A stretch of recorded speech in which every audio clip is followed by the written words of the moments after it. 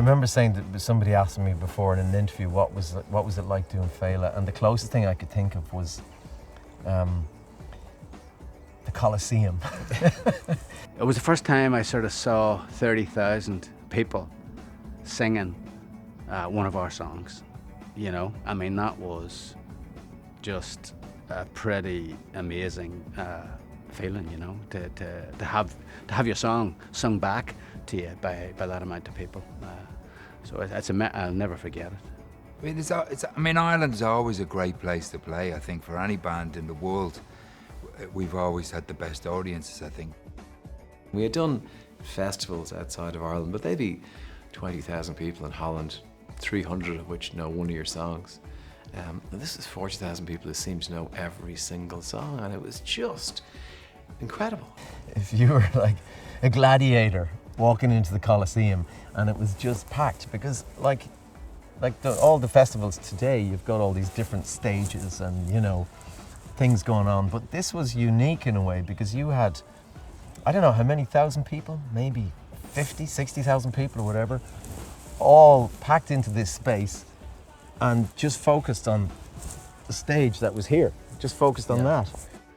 That huge crowd was just a part of nature, actually. It was just a big flock of people, and we were also part of that. And it just felt like, okay, the hand has now entered the glove or something, and we can go, and we can just take this where it's going to go.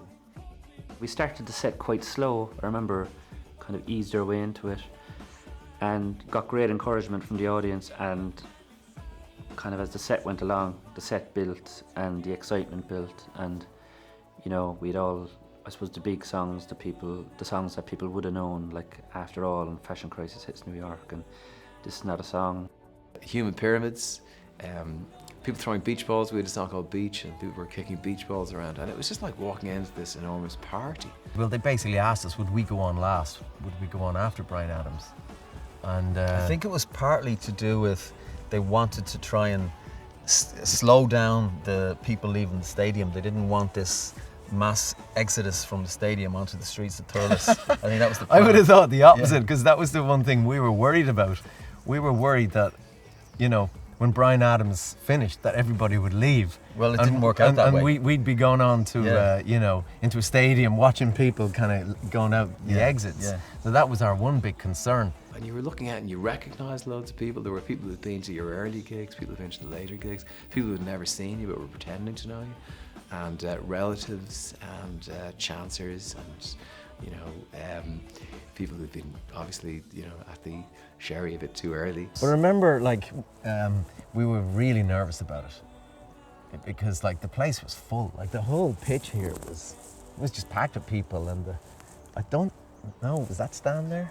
It was by far our biggest gig in Ireland, and we walked out not knowing what the reaction was going to be, but instantly obviously felt at home. We were all there to lift the place, you know, we're all there to do what we do and to find the heart of it. And I always think people sometimes talk about a band before them blowing you off the stage, and the better the band before you, the better, I think, because they've lifted the energy, and the option is to ride on that energy and to carry it further, really, is how I see it.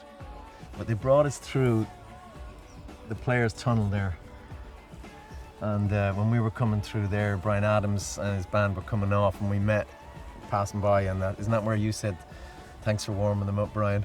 Allegedly. Allegedly. I actually don't remember that. And but I'd like to take credit for saying that. Yeah.